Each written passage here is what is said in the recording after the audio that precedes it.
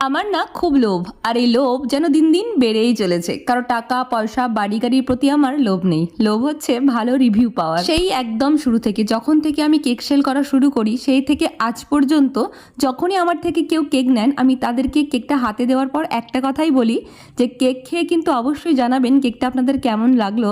আর ভালো লাগলে তো জানাবেনই, আর খারাপ লাগলেও সেটাও যেন অবশ্যই জানাবেন। সত্যি কথা বলছি, ছোট কেক দিই বা বড় কেক দিই, যাই কেক দিই না কেন, আমার রিপিটেড ক্লায়েন্টে যদি আমার থেকে কেক নেয় না, তবুও একটা মনের মধ্যে ভয় কাজ করে যে আজকের কেকটা ঠিকঠাক ছিল তো, ওদের ঠিকঠাক লাগবে তো।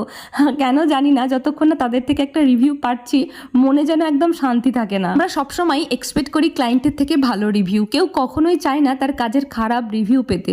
বাট যদি কখনো খারাপ রিভিউ আসে, আমি তো সেটাকে কখনোই খারাপভাবে নিই না, কারণ কেক তো আমি হাতে দেওয়ার সময় বলে দিই যে ভালো লাগলে জানাবেন, আর খারাপ লাগলে সেটা যেন অবশ্যই আগে জানান। আর যে জায়গাটায় খারাপ লাগলো, সেই খারাপ রিভিউটা যেন